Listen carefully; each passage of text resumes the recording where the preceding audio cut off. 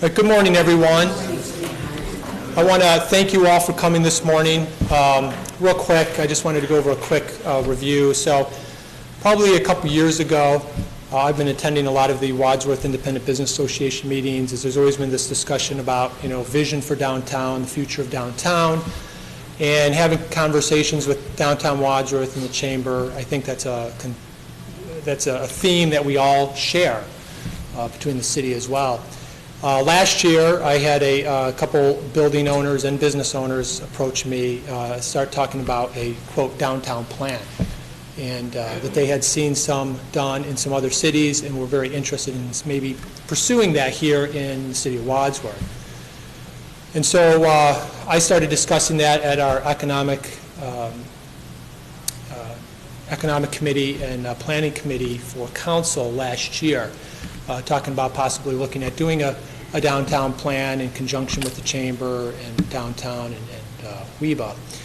And so over the last maybe 6 months, I had reached out to some consultants to talk about what is a downtown plan. Is that something that would be feasible for the city of Wadsworth?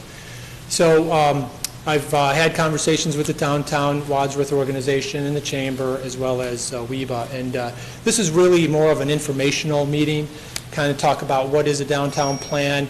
Is it something that is right, for the city of Wadsworth to move forward to? Because really, it's the big concern is the economic viability of the downtown, and again, how should we move forward if this is something that we want to do? So I've invited OHM consultants. They have just finished the plan for Medina, or are in the process of doing that, and they've also done a plan for Green, Ohio. And they were one of the groups that we had met with just to get some basic information, and they were kind enough to come up here, just kind of go over what is a downtown plan, and then really open it up to questions from all of you, just to see if this is something that is of interest to us all. So I'd like to introduce Aaron, and they can introduce themselves. Thank you. Hi, everybody. My name is Aaron Dominy, Senior Planner with OHM Advisors, and with me is Jim Hout. Jim is one of the managing partners of OHM. So we're pleased to be here today to talk to you kind of about downtown planning, the value of downtown planning, and just think in general terms about your downtown, some things that are on your mind, and how maybe going through a process to define the plan and the vision and the opportunities in your downtown may add value to where you want to go. Jim and I are just kind of do a dog and pony back and forth. We want this to be real informal and more of a conversation than us really talking at you for an hour or so. So at any time, if you want to ask Jim questions or myself questions as we're going along, please do that, because we want to break this down and make it as informal as possible.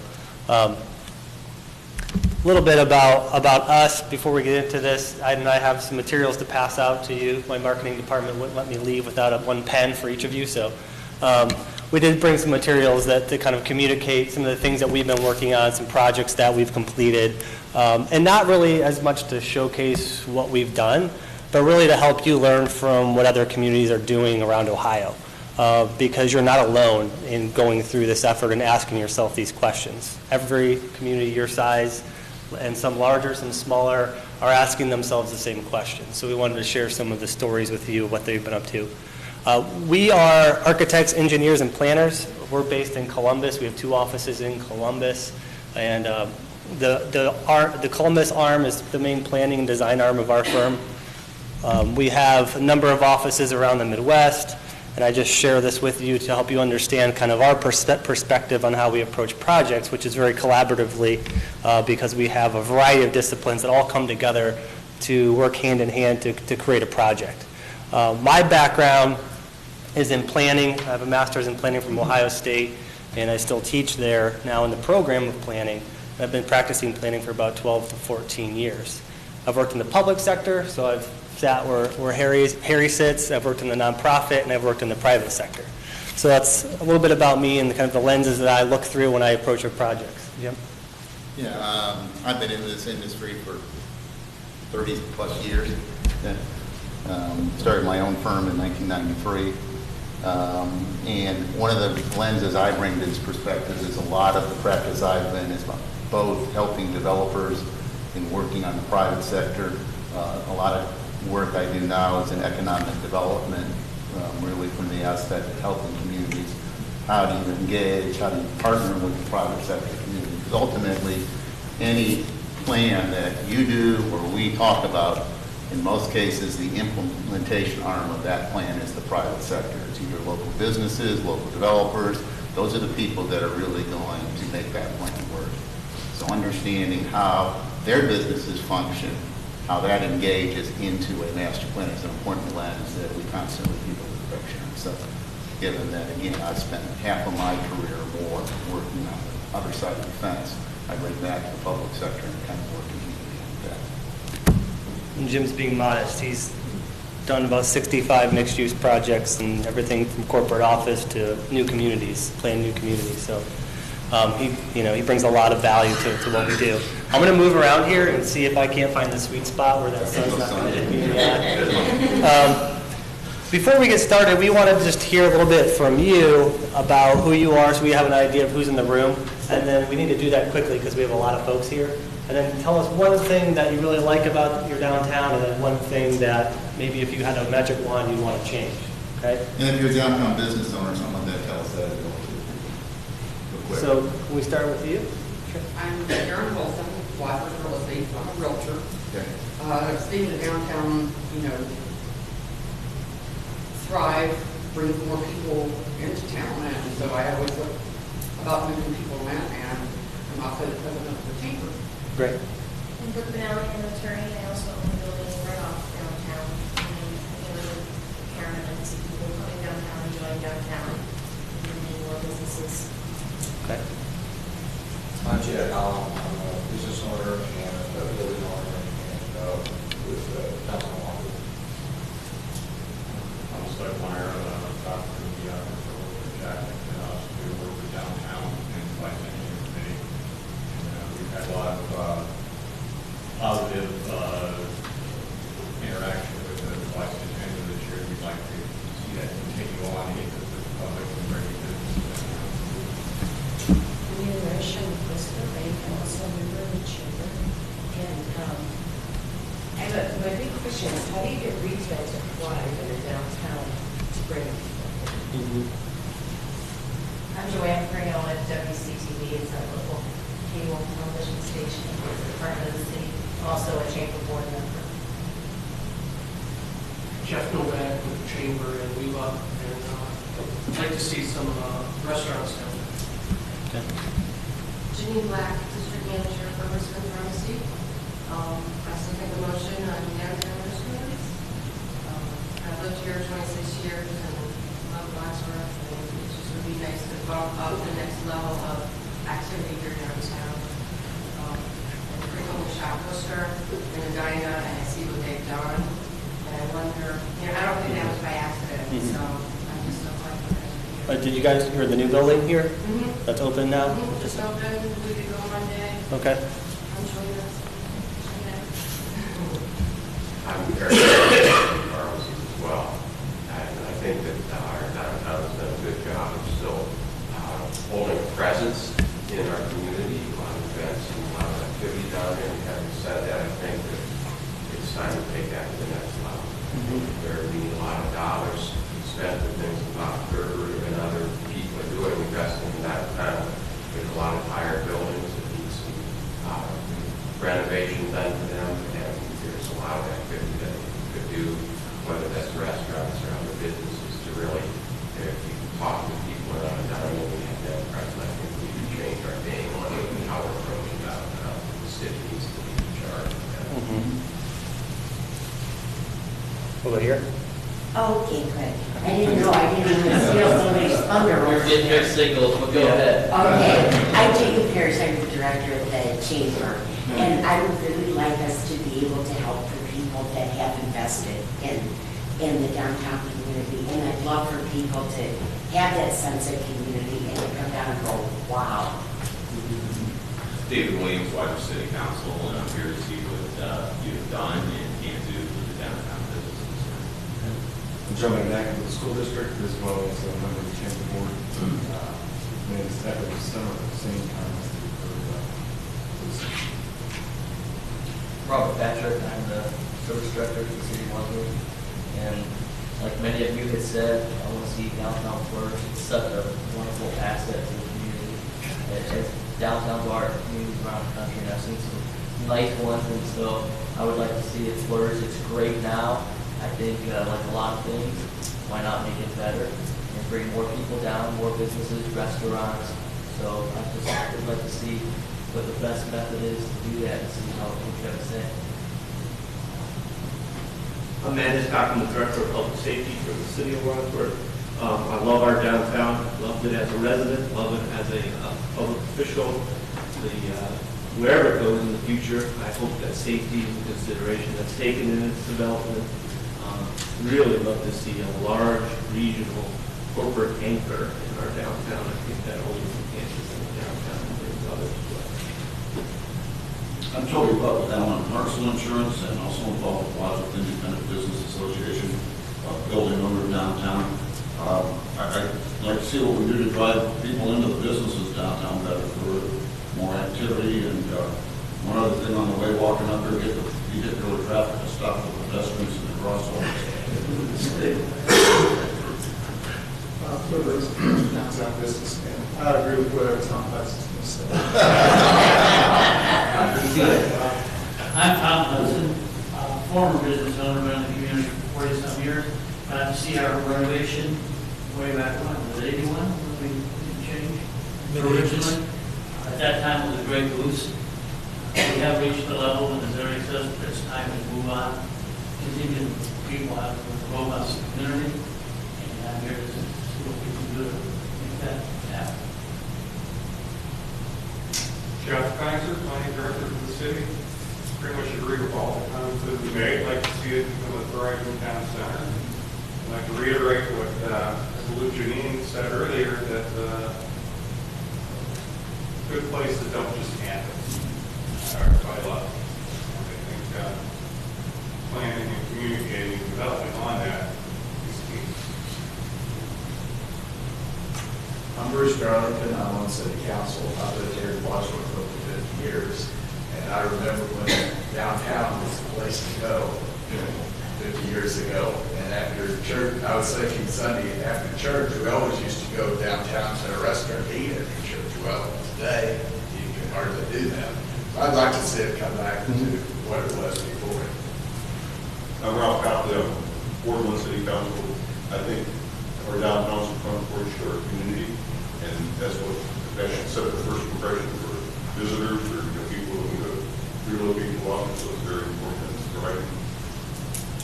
And I'm Tom Palasek. I'm president of Wadsworth City Council and have been for quite a few years.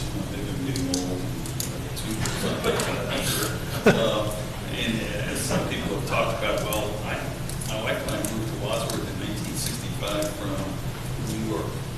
A little culture shock, but we're doing great. We love Wadsworth, and we want to see it grow and prosper. And good decisions result in that. And I hope that not only our administration, but our council and others can work together to make something happen that is good for everyone. I'm very interested to know about OHM and who funds you and how do you work with communities. Are you part of some governmental sideshow or something? I don't know where you're from, so I want to know a little bit more about you guys. Good. Well, you guys aren't unique. Most of the communities we have working in most of downtown, pretty consistent answers. You know, how do we improve quality? How do we get better uses in here? Yeah. How do we get, more restaurants, more people using in here? So, and again, these things, towns deteriorate slowly over a period of time. And likewise, isn't in that the answer, they improve. We got to change the trend and start moving it back the other way. And there are tools and things to do that will kind of walk through on how we do that. The answer to this gentleman's a little bit, OHM is a private health consulting firm, okay, and we do everything from municipal engineering. We have some 70 different communities where we act as their community engineers, some of them community planners. We also work then with private developers, but we are a private consulting firm of probably about 350 within the firm. A little bit more about Jim and myself. We're both from Ohio. Actually, we're both from the Toledo area. I've now lived in Columbus. I have 2 kids and 3 dogs, and the dogs outnumber our kids. And Jim has 2 sons and a dog. And, we both enjoy the outdoors, and we really enjoy doing this. You know, working with communities actually of kind of this size in the Midwest is really what gets us up in the morning. And we had the pleasure of working on our projects. We've actually seen many of the results of improving our labor, from going through some planning initiatives to kind of define a vision for the future and then get there. Some of them we'll share with you today. And I would say the majority of the communities we work with are the size of Wadsworth. This is kind of our sweet spot in these types of communities. So again, I'm going to jump into this presentation, but don't let me talk for an hour without interrupting myself or Jim. We're going to go back and forth, and I'll kind of lead the presentation. Jim's going to jump in, and please jump in as we go. What we wanted to talk about today, and I met with Harry, and Harry kind of gave me an idea kind of where you're at, is really understanding the why plan for the downtown and understanding what it can do for you, what's in a plan. So if you went through a planning process to put together a plan, what's in that plan, how do you approach it, and then some case studies. And again, we're not here to really sell OHM, we're here to help you understand how other communities have sat in this meeting and then gone through a process and then started to implement some things moving forward. So that's really our goal there. And then questions and answers. But again, ask questions as we go. Eric? Yeah. Also, at this point in time, the community is also looking to move forward with the Main Street designation. So maybe during your presentation, you can kind of talk about, is there any issues between the two happening simultaneously? Differences between the two, or are they similar? Sure. You can throw that in. And you and I talked about that, and there are lots of communities who have been in that position as well. And I talked to Jeff Sigler with Heritage Ohio yesterday, home to see today at the conference, which is in Kent today, by the way. And typically when you get into the Main Street program, they ask you to go through a planning process to create a dark plan. If you went through a different planning process to do, and that's a very short, kind of tailored plan that they want you to go through to get into the Main Street program, and then they do it over like 2 days. So it's very thin in its scope, but this would actually serve that role, and then well and beyond that role. So you won't have to go through both initiatives, and I'll talk about that. So, yes, sir. Maybe just for those here who may not know, what is a dark plan? A dark plan, it's a plan that Heritage Ohio works with their communities to put together, and in large part it focuses on organization. So if you're going to become a Main Street community, how do you get organized? And they have a 4-point approach that they like you to touch on. So they'll organize some of the initiatives and the elements within the plan related to that 4-point approach. It's very specific to Heritage Ohio, and it's not necessarily what we do and what other consulting firms would do for a downtown plan, but it would suffice and fulfill that obligation with Heritage Ohio. So you'll have to go through both initiatives. The Main Street program here in Ohio are very strong on organization, putting in the right organizational elements to address change. We're going to probably talk a little bit more about physical change as well as organizational change. So most importantly, at the foundation, right? And it's always a little bit rough to come in and talk about creating a plan because so many communities have had a bad experience doing it because it sits on the shelf and nobody gets behind it. But one of the big things that is really at the foundation of creating a plan is building common consensus around a vision. And I'm going to share a story with you in a minute about a community who didn't do that. It's Bell Flat. It's actually the community where I grew up in Perrysburg, Ohio. Anybody know where Perrysburg is? But making sure you have buy-in and you build consensus from both the public sector and the private sector. And we have that mix in this room. And I'm sure there are a lot of different ideas and goals and objectives within the minds of the folks in here. And going through a planning process helps us distill that down, identify what they are, and then prioritize them, and get people organized and kind of working towards that same direction and common vision. What comes out of a typical planning process for a downtown is also a list of prioritized projects or programs, and again, backed by both the public and private sector. Okay? I'm going to repeat the public and private sector together because it's so important. You know, Jim, for the majority of his career, has worked in the private sector. I've been more of a public sector planner. But if you don't have buy-in from both entities, the plan is not going to work. It's just not going to work. That picture there happens to be a project that we worked on in Dublin, Ohio, at Bridge and High Street, right in downtown Dublin. This was a public-private partnership that's built. It's actually the project today. It looks old, but it's actually new. That by going through that process, they were able to bring those two entities together to create a real project. The downtown plan should also balance land use and identify areas for new economic and redevelopment sites. Okay, and that's one thing that we do. We do it, I think, better than others because of our experience of working in both arenas.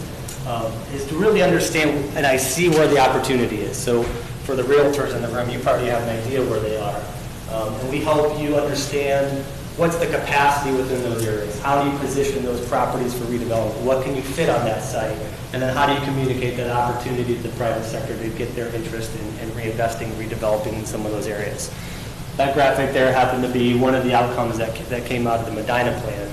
I'll talk about their plan later. Theirs was much more tailored and specific to a specific need. And I think that's something to keep in mind. The way we approach these projects, no two plans are alike. Your plan is not going to look like Worcester's. It's not going to look like Medina's because you're not Medina and you're not Worcester. Okay? Everybody's got a different itch.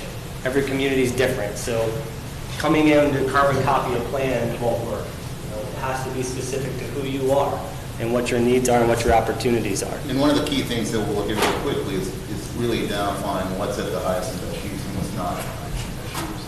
And so that really helps us to identify those opportunities based on our understanding in the private market and what's there right now. It helps identify those locations which could revitalize or turn over pretty quickly. I might need some SPF 30 by the time I'm done up here. I hope there's some UV blockage in that window. Here's a big one, okay? A downtown plan can help serve as your ticket to funding. And that's not to give you the hard sell to do the downtown plan to apply for that funding. But the reality is the majority of the funding opportunities out there, whether they're state or federal opportunities, almost require you to have a plan in place before you apply for those funding mechanisms, okay? Some of them it's not a requirement, but you rise to the top quickly when the project or program that you're applying for is backed by a plan and has later objectives and fits the common vision within the community. So this is what happened recently in Medina. There's some quotes right out of the paper, $600,000 for beautification efforts in their downtown. They got both downtown revitalization funds and they had some infrastructure funds that they were awarded through the state. And so when we went through that project with them, one of the requirements of Kimberly Price, who's their development director, was we had to fast track that. We had to get it done before June so they could apply for that funding. They were lucky enough to receive all the funding they applied for, but they couldn't have done it without having a plan in place. So that is a big point to touch on if that's something that this community is interested in applying for. So why plan? And again, stop me at any point in time if I'm rambling on or not talking about something that you may be interested in relative to who you are and what your needs are. One of the, yes, sir. You're not rambling by. You said fast track. What did that look like in your world? Was that 6 months? Yeah. So typical, that's a good question. Typical planning time frame to do a downtown plan would be 6 months or less. We like to fast track almost all of them because we've all been part of a planning process that goes on for 12 months, and we lose interest, we lose momentum, and you don't get to spend that much time doing it. So I think with that, we were actually able to do in 5 months. And that project was pretty in-depth. I mean, we did a full market assessment part of that project. We did a number of open houses. We have an online portal. I don't know if any of you saw it. We had over 6,000 people come through that website to provide input. Some good, some bad. And that's the nature of the piece. So you see that person up there to engage the community. If you go through a process and you don't allow the community to be part of it, they're going to discredit it right when you're done. And so in today's world, there are a lot of different ways to engage the community. I'll talk about some of those, but you have to engage them. And you have to try to reach that silent majority. Okay? And there's different ways we can do that. To change attitudes. There are so many times we work in communities and we walk into communities like this, you know. It's like they're so down on themselves and they can't see really what they have. One of those communities that we're working in right now is in Newark, Ohio.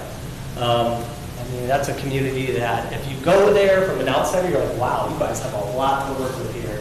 Let's just help you figure out where those opportunities are and then really capitalize on those opportunities. And then quickly going through that process, you can change attitudes. Right now, Newark's on a path, pretty aggressive path, and it's in large part due to their leadership.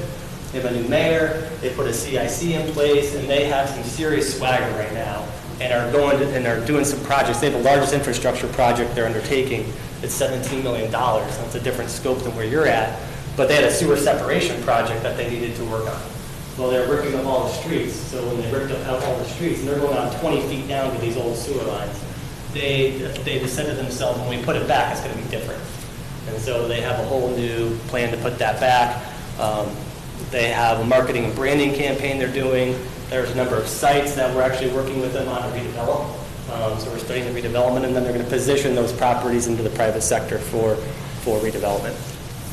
Instill pride, obviously you don't lack much of that, just hearing your stories. We went to Ann's Bakery this morning, and I said, how long have you been here? And she said, 60 years. And I said, 60 years? I mean, when was the last time you walked into a business and they've been there 60 years? So obviously there's something special going on here from just the stories you share with us. You didn't call me. What's that? I'm astonished you didn't call me. I had an apple fritter, and I think Jim had a clay filling in it, and it was the real deal, I can tell you. Articulate the future. Now, when you articulate the future, it's important that you do that not only to the people living here, but to the outsiders, okay? You want it, by the end of the day, when you finish your plan, however your plan looks, and however it scratches your itches or capitalizes on your opportunities, you want to sell that, and you want to sell it hard to the outside. And you want to start to change the way the outside starts to perceive you, and it says you're open for business and you're moving forward. Okay? And there's ways to do that internally, and there's definitely ways to do that externally. So when we finished with Medina, and we also just wrapped up a project in Miamisburg, Ohio, which is over by Dayton. Actually, Miamisburg's got a lot of similarities to you guys. Both of those plans were distilled down into like 1 or 2 pages that then folks like yourself get a hold of, and you use that as your tool to kind of communicate where Wadsworth is going. So that people know Wadsworth's going somewhere, and there's a vision. The private sector feels more comfortable that they're buying into something that the public's buying into. One hand washes the other, okay? Without that defined vision, and I'll tell the story of Green here. Jeff was talking to me about what happened in Green. It's hard to sell an opportunity or get people to buy into where you're going. Other goals, business retention and recruitment tool, and that's something that you get a lot of with Heritage Ohio to be part of this process as well. It can interface with your comprehensive plan. So actually in Medina, the downtown plan actually started to drive the comprehensive plan, and they needed to go back and update that. The planner there at one point said, well, you know, what you're doing is not in line with our comprehensive plan. I said, just forget about that. Let's do what's right now. Let's do what's right for where the market's at now. Let's do what's right for where your public's at now. You can go back and update that plan later. So don't let that plan drive this process or drive what you're trying to do in your downtown. It's a monitoring tool, so typically when you finish, there's a matrix at the back of all the things that come out of the process of what you want to do, who's doing it, when's it going to get done, how much is it going to cost, and then will it create revenue directly or indirectly for your community. So that's a different, maybe something different that you haven't seen in most plans, but it helps you use this as this document as a living, breathing document. So something that's not on the shelf. Enhance the mixed-use environment, blueprint to define a place. Placemaking is such a huge part of what all communities around the country are working towards. Creating something that's authentic and has a strong sense of place is really what's driving the two largest demographics out in the market right now, the millennials and the baby boomers. Okay? Together, that's over 160 million, actually probably way more than that, because the way we define baby boomers by demographics is pretty small, but it's a bigger net. So you're probably up to 200 million people in this country that are moving through the housing market and looking for places to live. And they're all looking for something that's authentic with a divine sense of place, like downtown Medina, like downtown Worcester. Something that's vibrant and vital, and it has entertainment options, it's walkable. So helping you create a blueprint to create a place that's going to attract those two demographics to invest in a place is important. And again, a small kind of downtown is very hot right now. And a lot of these people want that environment. You got a whole leg up because we got a number of communities that come to us that don't even have that. And they've been suburban communities that have developed into simply single family and strip type development, and they're asking us how do we create that. And so you at least have an authentic downtown. It's just getting it to its right, highest and best function. So I live in Worthington, Ohio, in a 1,200 square foot brick Cape Cod with 2 dogs and 3 kids, and it's tight. But, you know, we chose to live there because it's close to downtown, the coffee shops, the bar, the parks, the library, the school. And everybody within my circle of friends and colleagues are all choosing the same lifestyle. My dad, who lives in Harrisburg, lives on a golf course, and it's a 4,000 square foot house, and he can't sell it. But he owns a building downtown Perrysburg in the old fire station, which he's now converted the ground floor to his residence. He's downsizing, and he's making that choice. And it wasn't because his son told him that's where he needed to go. He consciously just made that choice on his own. So there's a couple of examples of how the market is changing. You may not have seen it as much here, but I can tell you it's happening all around you in other downtowns. So you just have to figure out how to get there. And I'm sure you'll vouch for this from the real estate side. What we've also seen is housing that's within walkable distance to a vibrant downtown is actually values are rising faster than any other place in those homes. So that's the importance of getting that vibrant downtown. Also have ripple effects to all the surrounding residential, and they'll start to upgrade those values as well. So there are a number of different points up here, and there's really one I want to call out specifically. And that's the third one. Provide reasonable and certainty and predictability.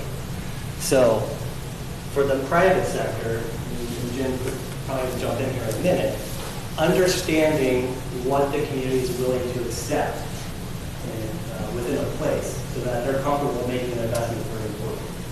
So your downtown plan should really work as a sales tool to the private sector to say, this is our vision, this is what we're willing to accept in this space. Okay? And that gives them a certain level of comfort that they can move forward with a project or a program to reinvest in the place because they are comfortable knowing what your vision is. If that's not out in front, and they have put their application in, Jeff, they're trying to go through you, and your vision or your values aren't spelled out and defined in a place, they may get shot back because it may not be in line with their vision. So making sure that that's in line with your vision and that gives them certainty and predictability in their project moving forward. A typical downtown plan also provides regulatory recommendations. So more often than not, the zoning code or the design guidelines or architectural guidelines you have in place may not be in line with the plan that you produce. And so there's going back and retooling your code. Because at the end of the day, you can't develop something if your code's not up to date in line with your vision. So you kind of have to do those things hand in hand. Regeneration and repurposing of old buildings, you have a number of those. So Jim talked about repositioning something to a higher and better use. Well, what is that? What's happening in the marketplace? What's the opportunity for that use? Most often than not, that idea is in the minds of the folks in this room. And we help pull it out of you. And then we'll balance it with some things that we've seen working in the marketplace as well. Preserve historic character and urban fabric. Urban's kind of a word that may not resonate, but you have an urban context here. And as we talk about historic preservation, Jim and I are always very cautious to say you have to do what's reasonable. So it's not historic preservation at the end of the 10th degree, the 10th degree. It is, what's reasonable? Should we try to preserve it? And if we can't, how are we going to put something back that still complements everything else in your downtown? Because and my friends at Heritage Ohio may get mad at me for saying this, preserving something, trying to preserve something that's not worth preserving doesn't work. And because ultimately it has to work for the private sector, it has to pencil out. So you have to balance those two things out, and that's something that would come out of this planning project. And then identifying targeted implementation tactics. How do you get this all done? And so coming out of a plan, you have probably 30 to 50 different strategies for how to achieve the vision for your downtown. Some of them will be very specific, some will be more general. And then typically what we'll do is we'll go through a prioritization, because 30 to 50 seems like a lot. So what's the top 5? What are the top 5 things that you want to work on to achieve that vision? Is it redevelop, the Johnson site, or is it put in a new streetscape, or is it do both? What are the top 5 things you want to work on immediately to try to achieve your overall vision and goals for your downtown? And that helps you build momentum early and creates early successes. And that's also something that's really important. If you do go through this process, at the end of the day, within a year or two, you want to say, look, we went through this, and here's what we did, and now you can see it. And that builds trust, and it creates additional, starts to instill more pride in your downtown and validate your planning process. So you can't come out of the planning process and say, well, the first thing we're going to do is we're going to clear that whole block. That's the first thing we're going to do. Well, that's not going to happen. Okay? But if you have one little site that you think you can reposition and get something going on, that's great. Or if you have an opportunity for a small public space that you want to put in downtown, that's great. So you want to make sure you get those early successes in. So typically what goes into a downtown plan, one is a market understanding. Okay? I'm going to talk about Medina. And Medina was unique in that they really wanted to focus on redevelopment, right? Because they're already doing a lot of things pretty darn well, but they wanted to do it better. And so they had about a dozen sites there that they wanted to look at. We distilled that down to 5 or 6. And then to really understand the opportunity, we did a full market analysis of the downtown, and we tried to identify where the gaps are. For them, the largest gaps were residential. Okay? It wasn't the retail. In fact, we said, don't even worry about the retail now. If you focus on the residential and you continue to get more rooftops down here, you're going to sustain the retail you already have, and you might grow some more. But we were very cautious not to over-retail them. So for you, maybe the full market assessment isn't something that's necessary, but it is necessary to go back and look at where the market's going, what are the trends and opportunities, and what are your baselines. Excuse me, Aaron, is that a suggestion that increasing the housing in the downtown area increases the commercial, or is it vice versa? Well, one of the things we talk about a lot is you got to activate, you got to bring people downtown. There's a number of tools to do that. Yeah. Again, every community we walk into, we hear, well, if we had a nicer restaurant, if we had an anchor use, then we'd have our problem solved. Well, the retailers respond to the activity, and the more activity, more people bring downtown, the better retailers you're going to use. It doesn't work in reverse. Okay. So that's kind of how the industry kind of works. So, and again, that's not just saying you, it's almost every community we got into kind of thinks that. So one of the keys, and we'll get to some of these points, but one of the keys is bring people downtown. And housing's a great opportunity now to do that. Now, will it be right here? We don't know. It may be right, it may not be right. But it is a tool we use as one of those tools right now that brings people downtown.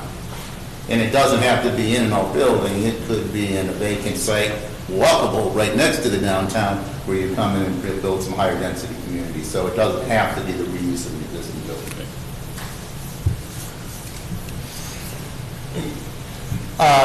We'll do a physical analysis, or whoever, if you work with another firm, they would do a physical analysis of, what are your streets like, what are your connections like, where's the parking, do you have enough parking now, all those things, all the ingredients of what you have and what you might need in the future. Typically, a downtown plan then will start to identify a clear vision. That'll be based on your physical assessment of your existing conditions as well as the market, and then develop goals and recommendations, kind of distilling down from that broader vision.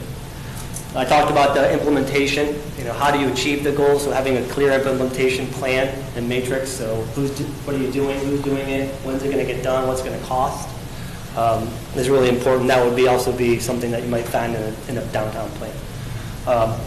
Now, no downtown plan is exactly the same. Okay, so in downtown Newark, it was completely different. The work we just did in Worcester was completely different for their downtown.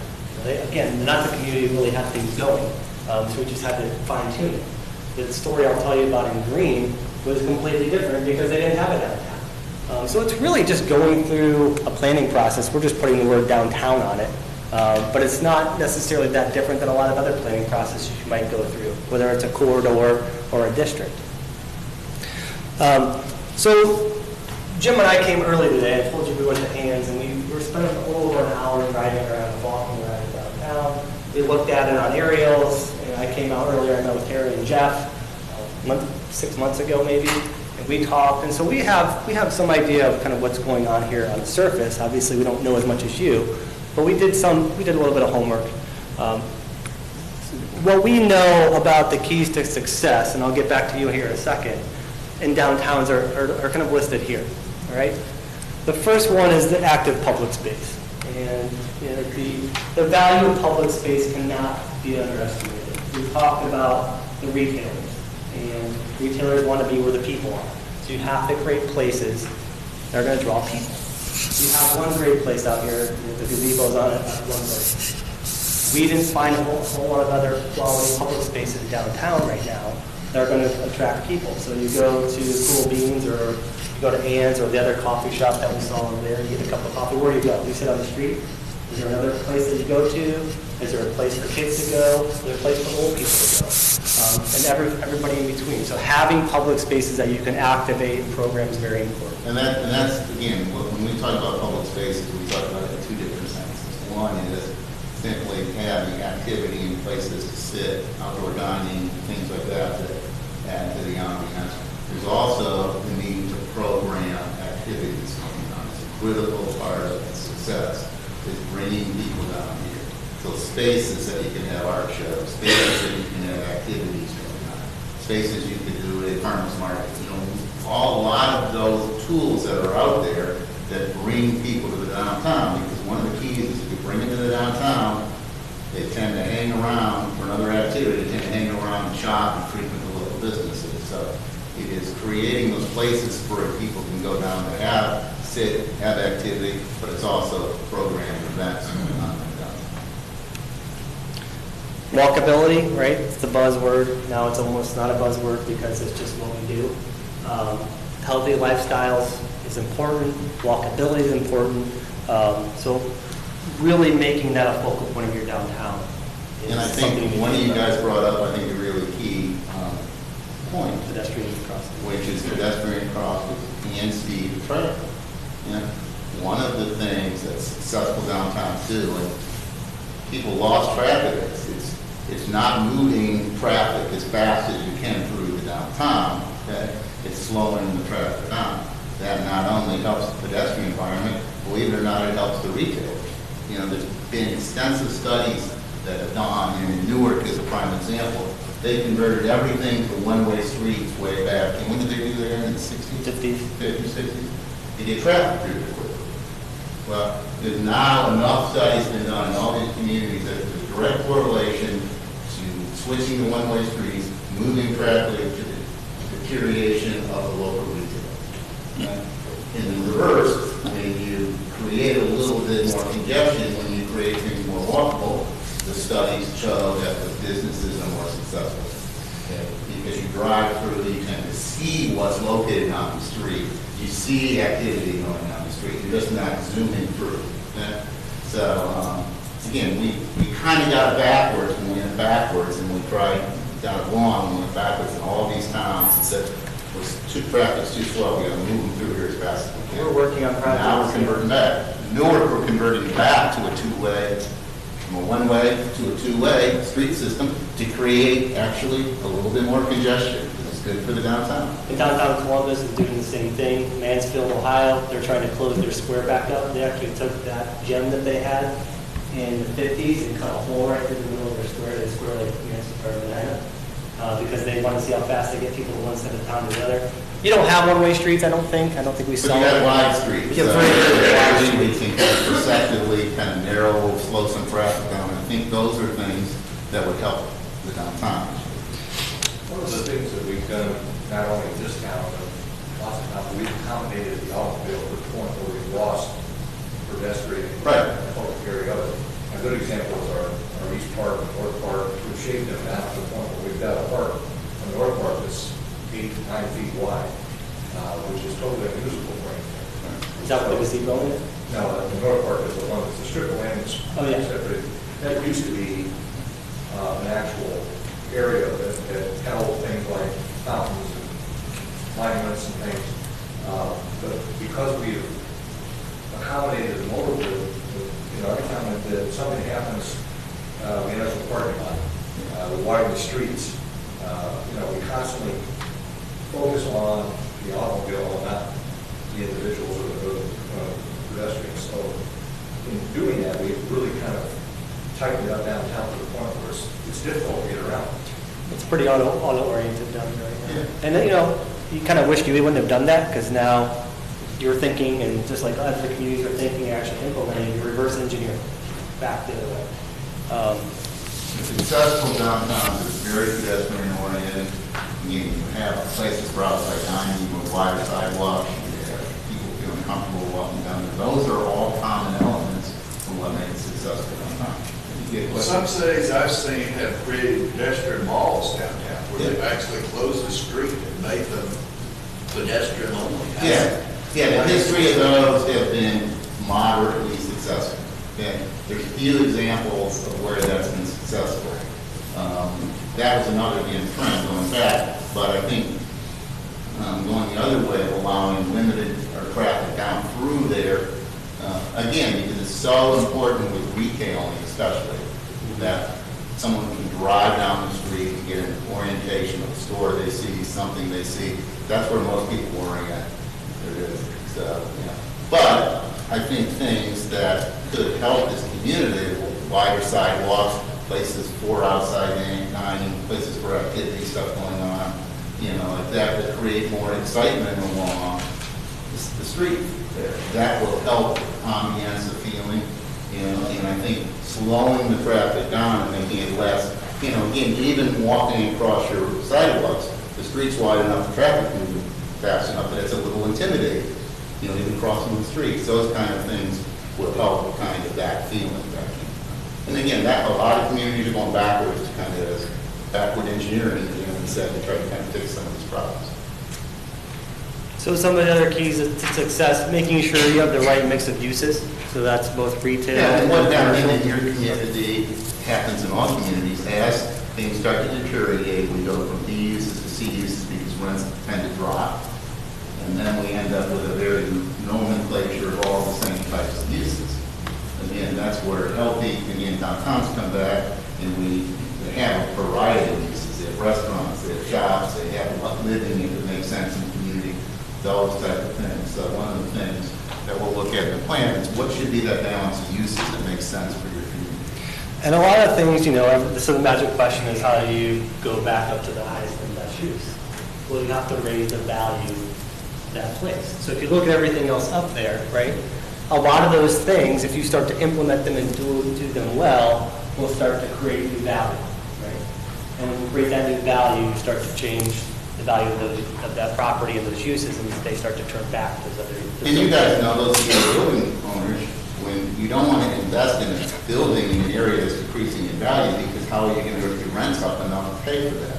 So, what you really need to do is create enough investment to turn that momentum the other way. So the perception is values are going up, therefore people want to get in there, therefore the right uses are coming in, they're willing to pay higher rents. That's all kind of goes in place, but what's important is starting to turn that value from sliding down back to sliding back up, which will promote reinvestment by owners in some of the in the community through streetscape programs or other things can help get that thing turned the other way by putting public investment in there that will then lead to private investment in in kind of redeveloping some of these things, or doing facade upgrade, those type of things that start to then allow the retailers to start to raise that rent back up, but then starts to get to the more desirable uses back. And we work in communities where the city says, well, that's not our problem. You know, that's the people downtown need to fix that. And it really doesn't work that way. You know, it's got to be a hand-in-hand relationship to do these things well. You know, the character and authenticity and image and brand kind of go together, but you really have to create a place that has that unique brand and feels authentic. That word authenticity is, you know, I hope if you walk out of here with one thing, it's that word. Because that's what people are looking for today. They're looking for experience, and you probably know that because you look for an experience. So how do you do that? What things are you implementing that are going to create something that's authentic, and how do you define your image and brand and then sell that image and brand both to the people who are here, so you can keep them here, and you can keep those values where they are and attract new people in. You know, that adopted as the heart of the community, obviously, from the stories you just told us, this is your heart, and you adopt it. But is everybody adopting it? And how do you get them to adopt it? Well, you have to get them back into that space and bring them back down. This is the place where you want, if you live in this community, you want to go on Friday night. You want to go on Saturday afternoon. So you get that adoption from the community that this is their heart. Let's go down and support it. You know, so it all kind of goes hand in hand. So do you have a plan for that adoption? Well, all these, it's all these little pieces. I mean, this is a puzzle. And there's a lot of million pieces that go into that puzzle to start to turning it around. There isn't one silver bullet that if you do that fixes everything. You know, and again, as I started, it's an important thing to remember. These communities deteriorate slowly. They start to come back slowly. But it's really important that the things you do to turn that momentum going the other way. Then the investment will come in and we'll start to build up. I wish we'd be really wealthy if we had a silver bullet that said, here, try this and it'll fix your community. There isn't that, but we know that these kind of pieces, when all put into that puzzle, will be successful and start to turn. And it's hard to, you know, we talk about the Medinas and the Worcesters of the world, but that's a tall order. And they've been at this for a long time and focused on it for a long time and actually have quite a bit more to work with than you do right now. But you can get there. So, you know, you might want to focus on some other comparables as you continue to move this forward. So what did we see? We saw a need to create a development strategy for the downtown with a focus on your community square and some target development sites. So there are some sites already that are low-hanging fruit, that are vacant or pretty low on the list of how they're being used now. And that, I can't under-importanize that comment. Because again, a lot of the criticism we hear among people, we create a plan. Planners really plan and it sits on the shelf and not in our value. The important part of the plan that we think is critical is developing those strategies that you can start to implement that start to turn that perception and that marketing around. So these are real strategies and real steps that you need to take. It isn't a plan that simply goes back and sits in the door. It's a development of strategies and recommendations and steps that the community can start to take to turn that momentum the other way. Are you familiar with the complete and green streets type plans? Yes. We're considering, doing such a plan. Yes. How would that fit in with what? Well, I mean, again, obviously accessibility, walkable accessibility to the downtown is critical, especially from your surrounding neighborhoods. I mean, if they can walk easily down with their kids and get an ice cream cone downtown and walk back, those are components that will really help. Now, I saw you have a school down here, so school's a big plus when you're doing complete streets, because that drives a lot of public dollars into sidewalk improvements if you have a school. So, but again, I think going back through those communities and saying, are they walkable? Can I feel comfortable taking my two kids or a kid in a stroller and walking downtown after dinner and getting an ice cream cone and coming back? So again, the web is bigger than just here. It's looking at those streets and making sure they're walkable and the walkable connection to our downtown. Because people really, once you get them in the car, all of a sudden they got a lot of options. And so one of the keys to successful downtown is that walkability. You know, you want people, you want all these housing within, 10, 15-minute walk to say, we're coming downtown. We're coming downtown to do our shopping. We're coming downtown to do our entertainment. So that's a low-hanging fruit that you can start to fix right away to start to try to get more activity downtown.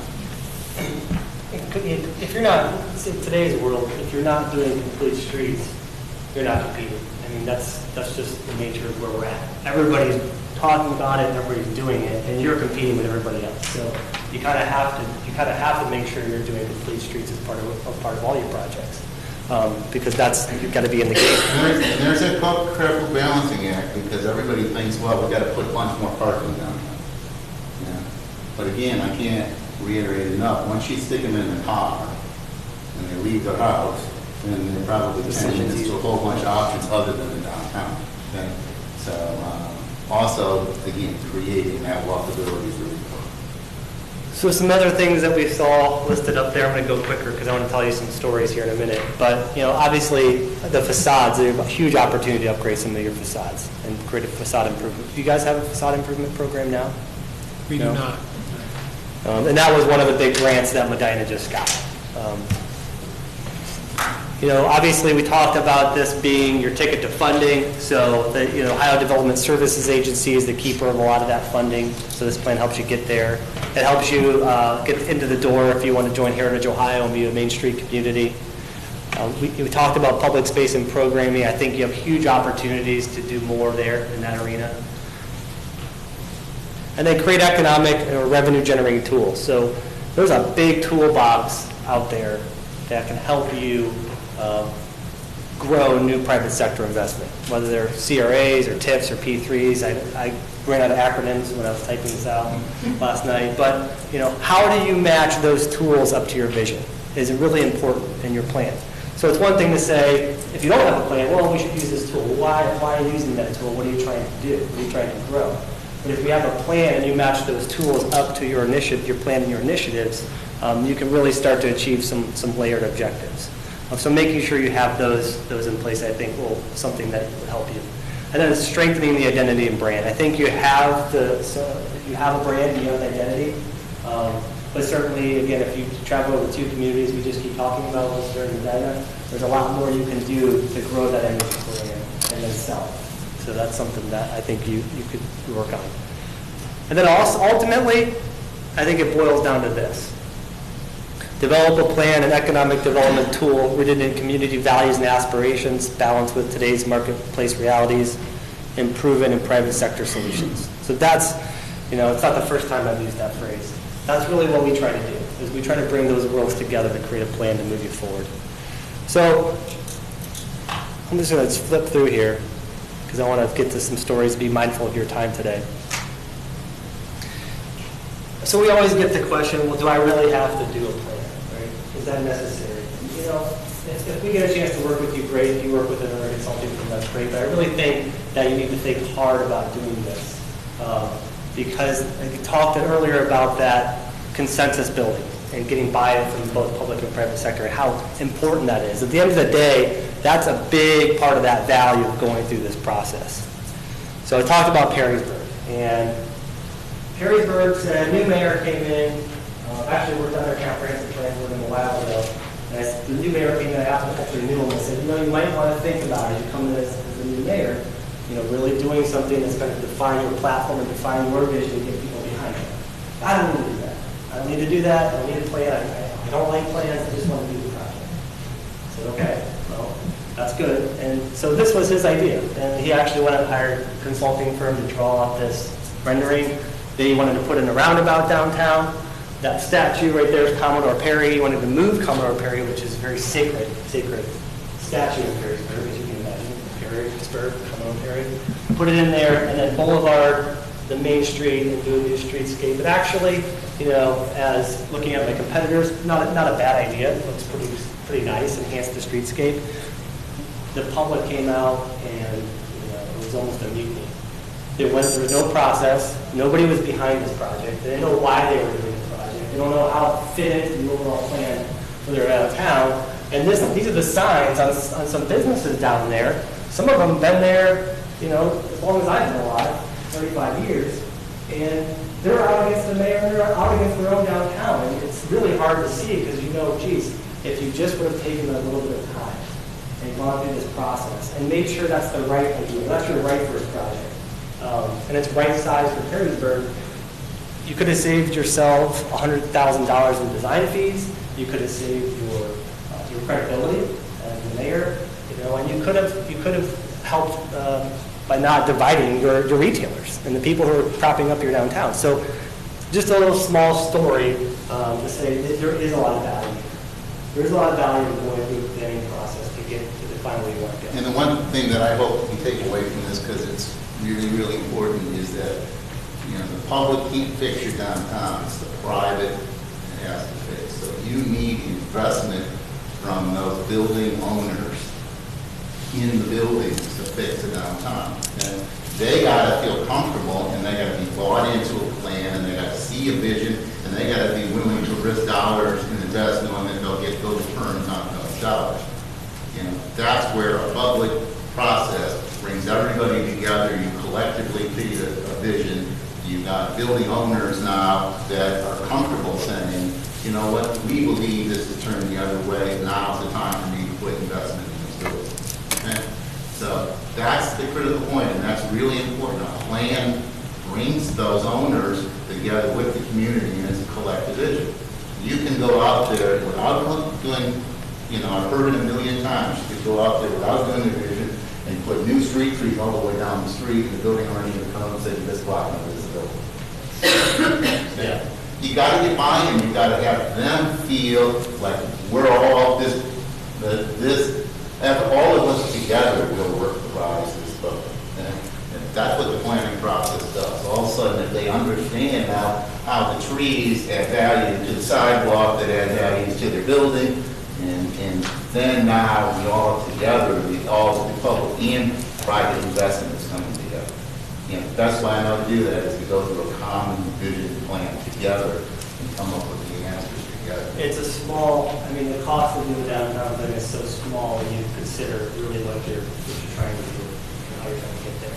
In Perrysburg, they never had buy-in for the businesses. So who were the first ones to scrap in public investment? It was the businesses, because they'd never been brought in and bought into what was going on. How are we doing on time? I left my phone in the car, so we'll bring it. It's 10, a little bit after 10. Okay, so I'll go quickly. Did you have a question? Yeah, could you explain, you know, when you're talking about bringing people together and meeting this and this, how do you put your team together to make this happen? Not your team, but the city's team. Well, typically, whoever you're working with in your downtown plan would help you put together an outreach strategy. Typically, what we'll do is we have stakeholders, so we'll talk to specific groups, to people like yourself. There's a lot of things you should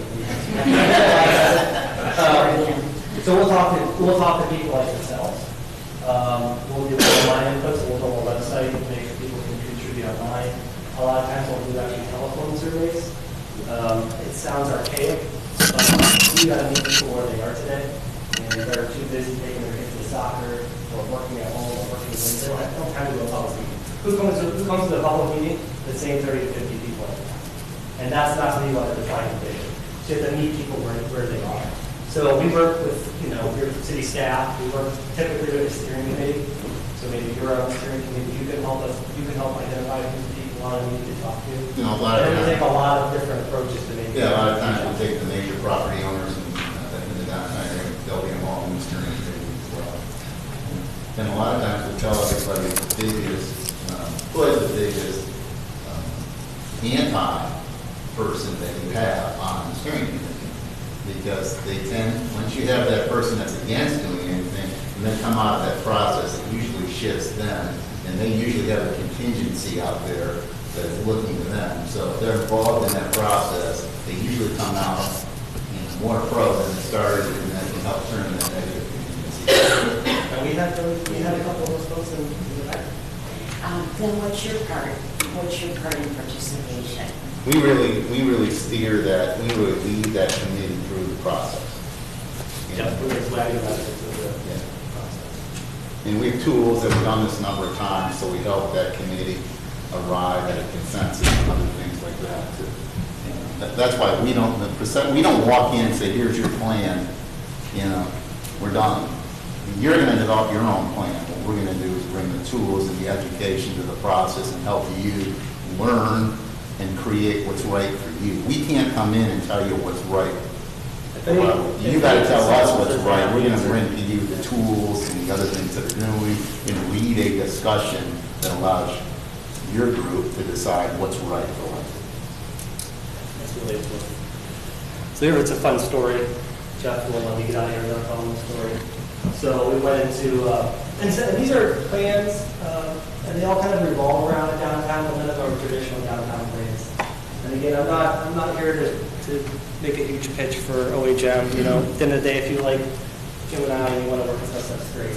But I want you to learn from these other communities. Okay? So Green hired us.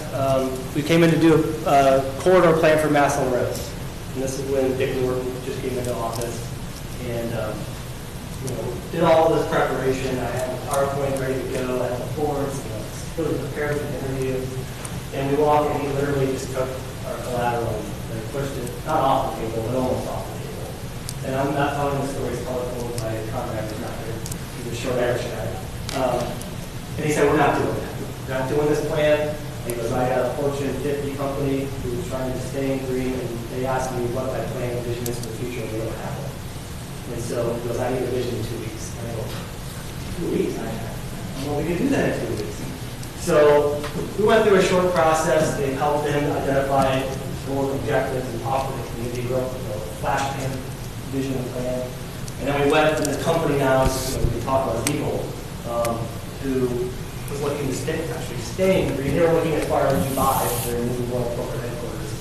And we met with Eagle. We helped the mayor present his vision and his plan. They really liked what they saw. They wanted to see more. And they said, okay. And this was in the middle of their selection process. So then we went through a more traditional planning process for the corridor, met with folks like Akron General, FedEx, all the major players to really create a plan that kind of was everybody's vision in Massillon, or Green, along Massillon Road. So at the end of the day, the big missing ingredient for them was they didn't have a plan. They didn't have a heart at all. They were just a big township for so long. There was no sense of place. There was no identity. And the CEO of People said, I'm flying at people from around the world. They're going to get off the plane. Where the heck am I going to take them? And so he wanted an experience for those people he was flying. So that's really what we created for them was a downtown. This is the seed of that.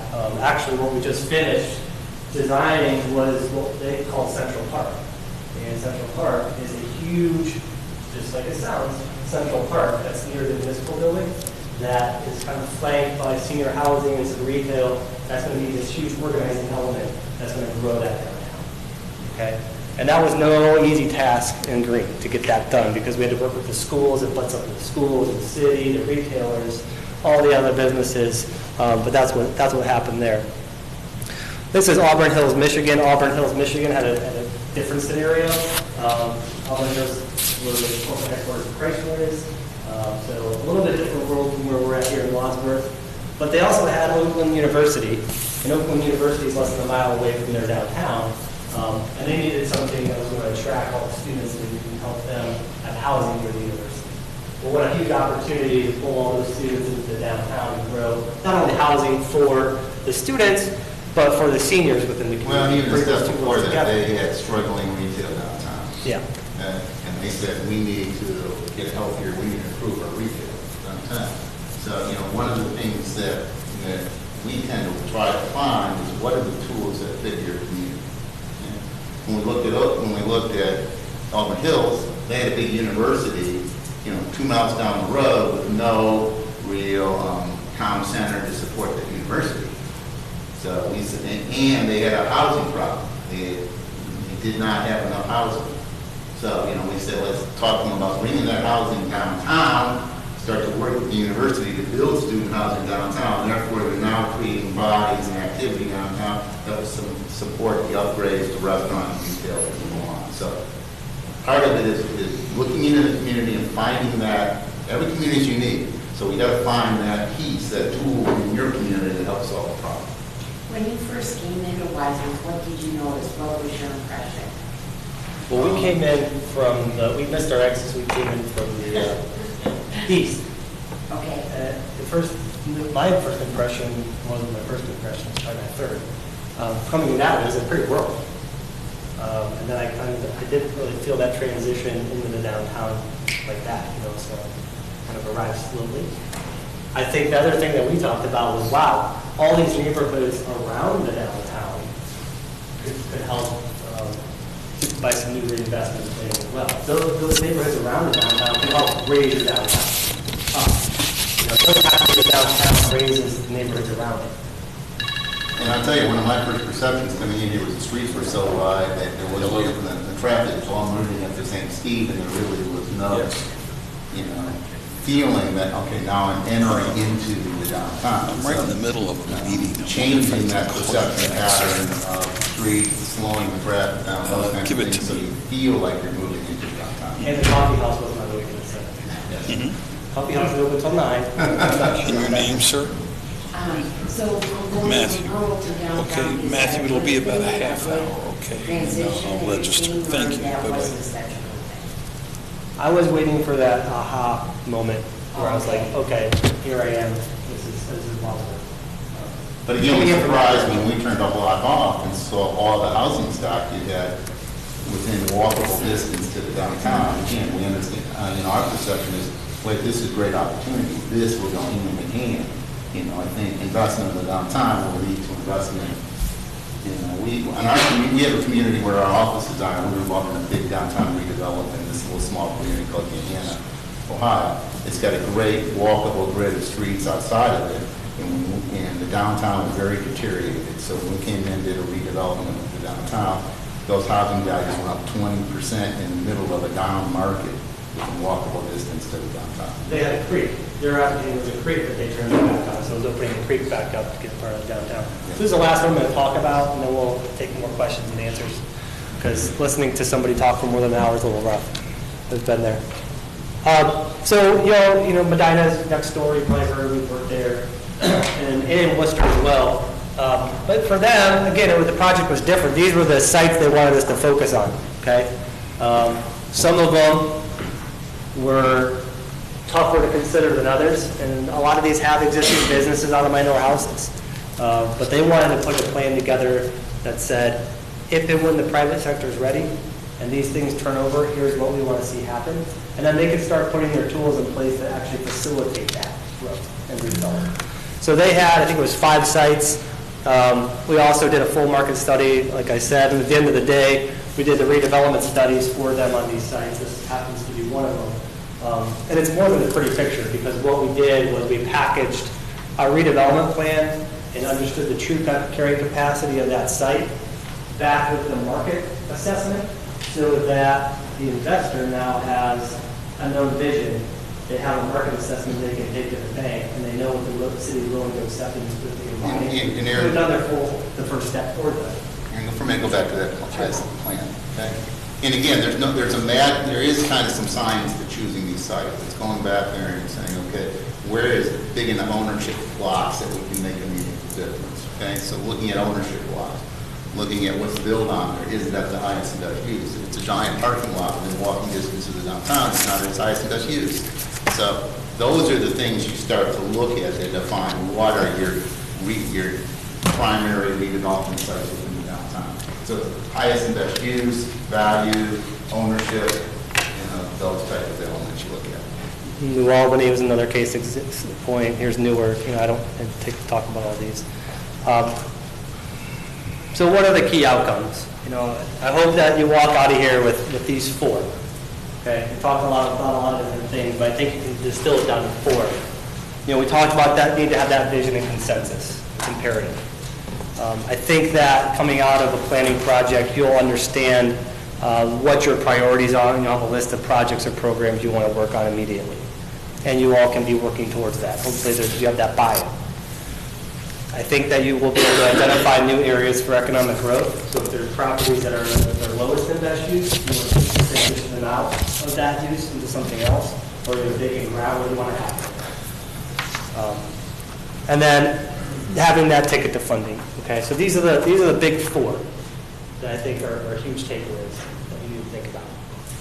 And that last one's important. I mean, there's a lot of funding out there, whether you're interested or not interested in it, you're competitive and you're interested in it, and you're going after it. You know, I've heard a lot of different communities say, well, you know what, I don't need it, I'm not going to use it. And the reality is you're competing against the community, they're taking it. So it's there. Once you go through this plan, the owners, the public want to see signs that change is coming. Yeah? So again, getting public funding, starting from some streetscape improvements, other things like that along the way are signs that this thing is going the other direction. Those are real important things. So again, taking that plan after you've built the consensus and you've got everybody excited about the future, going out and finding public dollars where you can start to show small signs of it's turned, it's going the other way, are really important. This is a great quote, right?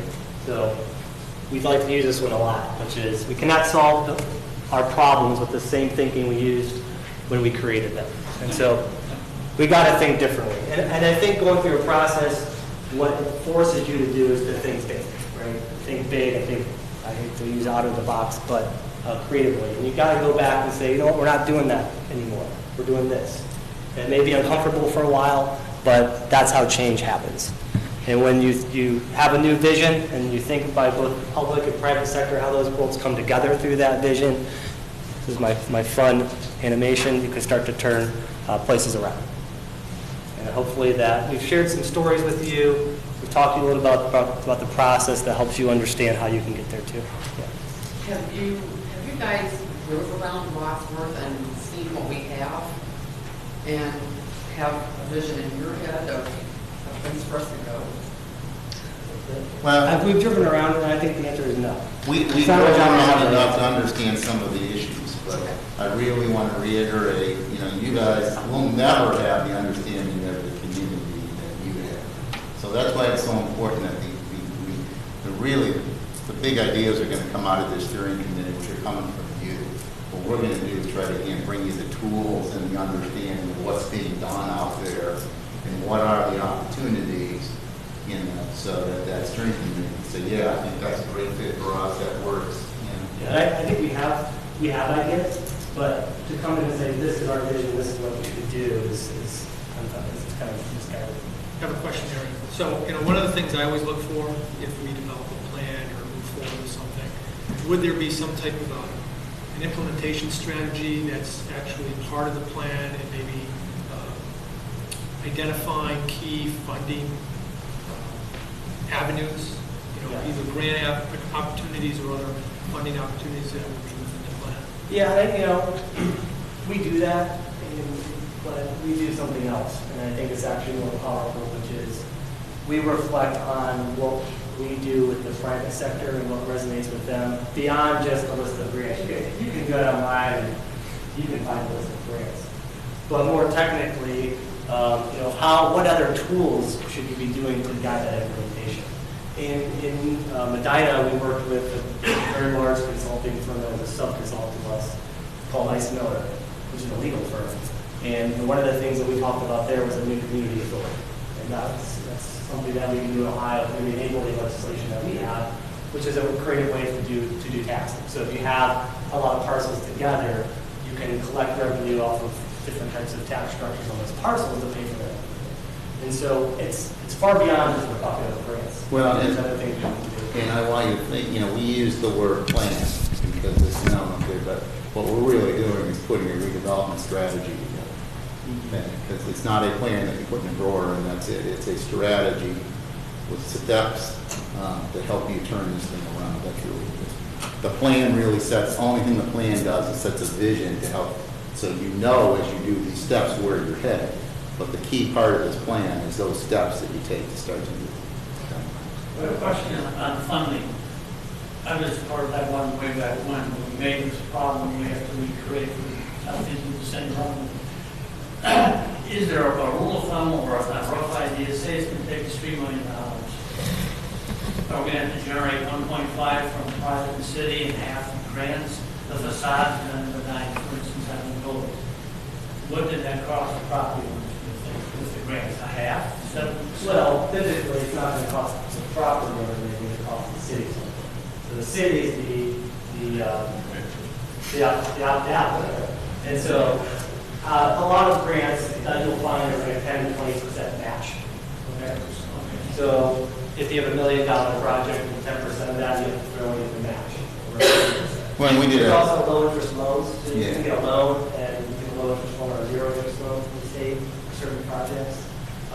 We did the City of Valparaiso, we did a redevelopment strategy for facade upgrade, and what the city did there is offer low interest or no interest loans to the property owners, but they had to stay for a certain period of time. If they left before a certain, so what we were preventing is you just upgrade your value and then flip your building, okay?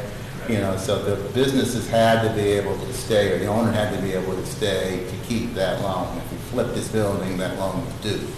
Okay, if he had stayed in operation for a period of 5 years, that interest on that loan was erased.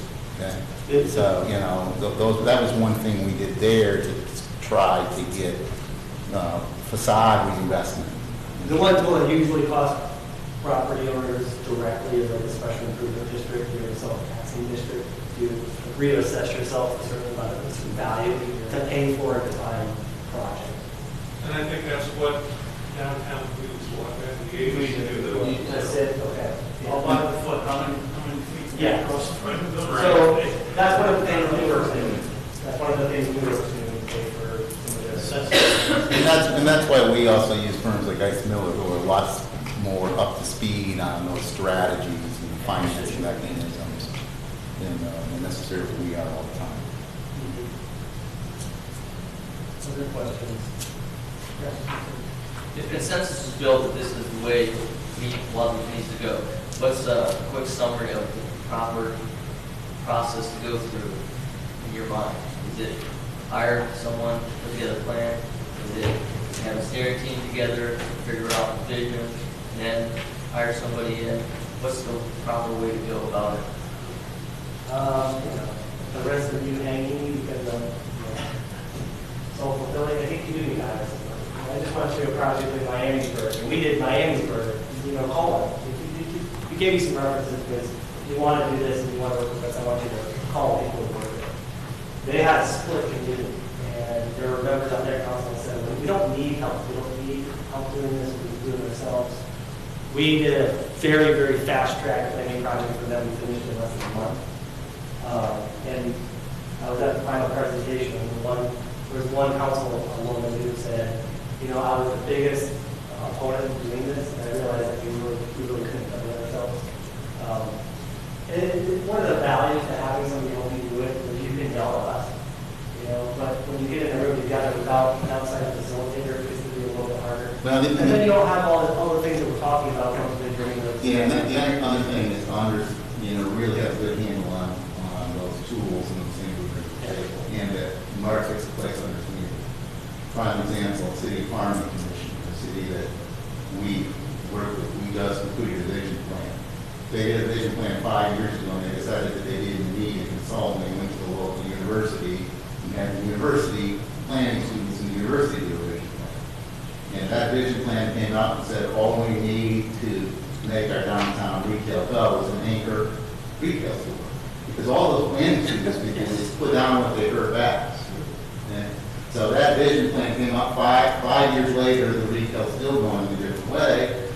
And we came in, and the first thing we had to do was say, you guys don't understand, retail is a product of a successful community. You bring the people down here to retail to come. So what we said, the missing component is you got to have more people living near this community. You have very little housing, you have people that have to drive in there, and they're constantly complaining that there isn't enough parking. So literally, we came back in and said, add housing to your downtown. If we would have walked in that first time, and that strength committee said add housing downtown, they would have gone inside the room. By the time we got down through the process, they realized those realities that drive business and make it work, and they came to the same conclusion that, we would have told them very on. But it was important that they came to it because they understood and were educated on those different things in reality. That's one of the things that we'll do is at least educate the steering committee as you go through the process, how this works. educate on success stories, best management practices, economic development tools, and incentives, and bring all those tools to the table and help you sort through them. You talked about the fast track plan and the 9 time frame. What is your typical time frame? 6 months. Okay, 6. Yes. I mean, if you really want to, now in Miamisburg, what they wanted to do is we did a telephone survey. So that made one for the fast track. So what the telephone survey looks like is we have a sub-consultant firm we work with, and we will do a statistically valid survey of that community. So by ward, by age, by race, by sex, by how long you've lived there, within a 95% confidence level, we can say this is exactly what your community is looking. It's a lot different than just saying, well, we'll hold 2 public meetings and we'll see who comes and we'll take that information. And that's what we're going to use to drive our decision making. Magisburg they wanted to fast track it, but the leadership also wanted to be very clear that at the end of the day, if they were making a decision, they had the backing to say, this is exactly what our community thinks. So that's how we were able to fast track that. And then we did a 2-day workshop with basically a group that looks like this. And we combed through that telephone survey, and we did some other idea gathering activities, and we created that plan. So I'd be happy to send that one to you if you want to look at it and see what it looks like, or you could call the city manager, his name's Keith Johnson, and ask him how that's going to work. So it all depends. I mean, it all goes back to what's right for you guys. You know, who you want to work with, and what you want the plan to look like, how long you want to spend on it, how much do you want to spend on it. That's up to you. There's no right or wrong approach to it. Is it more difficult now with cell phones to do a phone survey? No.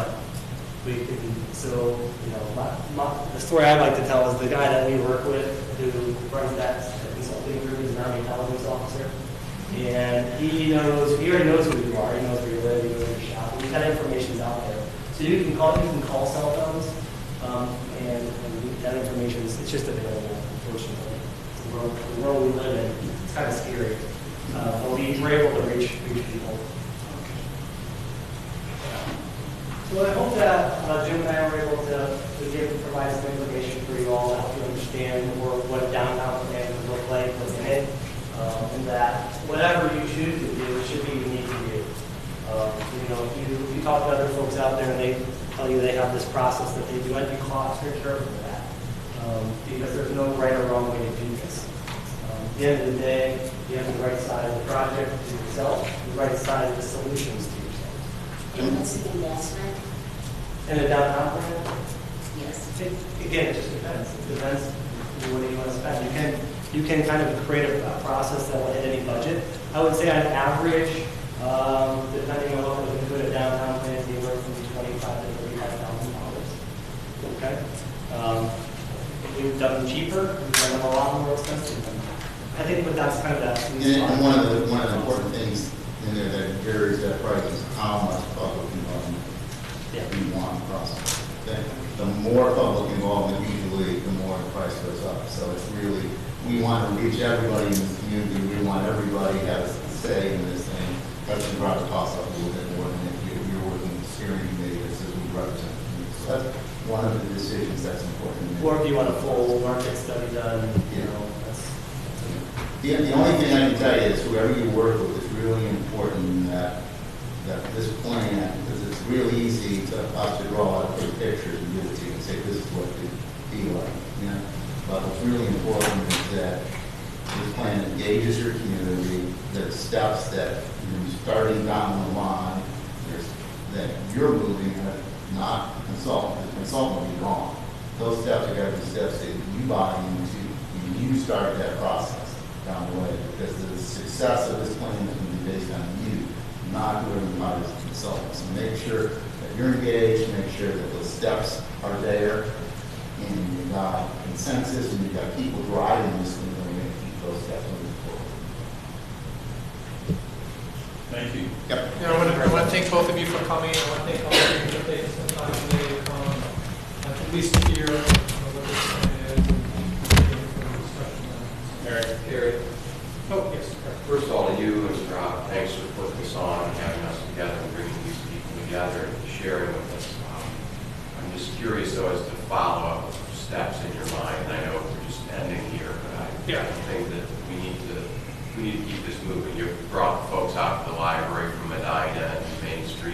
think that was another good session. And so can you share kind of where you see this going? Or? Yeah, well, I think, at least on the city side, I will continue to talk about it in our economic development and planning subcommittee. I know Mr. Williams is on that committee, Mr. Porter is on that committee. And then I attend the downtown meetings, I attend the legal meetings, as well as chamber board meetings, and we'll continue to talk about it in those rounds as well. Well, my vote would be stop talking and do it. It's time to just do it. You know, I mean, there's people investing dollars in the downtown. We got some momentum going. You've got some, again, you've created a couple forums here for us, and we present something, create a budget, get a plan from them, from 3 other people. Right. You know, let's just move it forward. I understand, and I think one of the things we have to look at is the funding for Yeah. this. Because like I've kind of mentioned in the past, I think, you know, all of us are stakeholders in this, and we all should be, paying towards the development plan, not just the city, but so I think those are things that we'll have to have discussions and see how they move forward. Thank you again. Thank you, everybody. Thank you. We'll be around if you want to talk to us more after. Thank you.